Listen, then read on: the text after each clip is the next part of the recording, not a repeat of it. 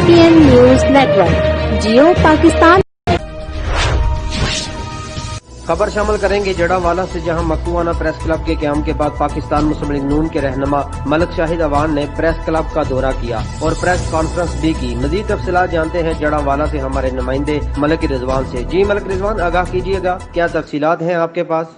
जी, मकूना press club के क़याम के बाद पाकिस्तान मुस्लिम लीग नून के रहनुमा मलिक शाहिद अवान ने प्रेस क्लब मकूना का दौरा किया। Chairman Malik Sarfaraz Ali, vice chairman Ali Raza, सदर नमान भट्टी, जनरल सेक्रेटरी राना लियास, नायब सदर मलिक रिजवान को मुबारकबाद दी। मलिक शाहिद अवान का कहना था कि मकूना प्रेस क्लब का क़याम खुशाइन है। इस प्लेटफार्म से अवाम के मसले हल करने में मदद मिलेगी। इनका मजीद कहना था कि सहाफ़ी हुकूमत और अवाम के दरमियान एक अहम किरदार अदा करते हैं। मकूना की अवाम के मसले हुकूमत तक पहुँचाने में अपना अहम किरदार अदा करते हैं। इख्तिताम पर प्रेस क्लब के अहदेदारान ने भी मलिक शाहिद अवान और साथ आने वाले मेहमान गिरामी और दीगर का भी शुक्रिया अदा किया।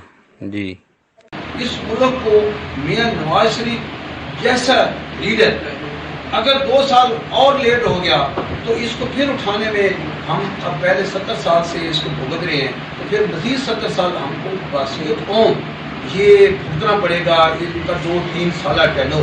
जहाँ तक बल्दियाती इलेक्शन की आप बात कर रहे हैं, बल्दियाती इलेक्शन बहुत ज़रूरी है, होने चाहिए, लेकिन इन्होंने तो जो बने हुए थे उनको ख़त्म कर दिया है। इनकी इतनी हिम्मत ही नहीं है कि ये बल्दियाती इलेक्शन आज अनाउंस कर दें तो इनको टेस्ट के तौर पे देख लें कि इनको कितना लोग पसंद करते हैं।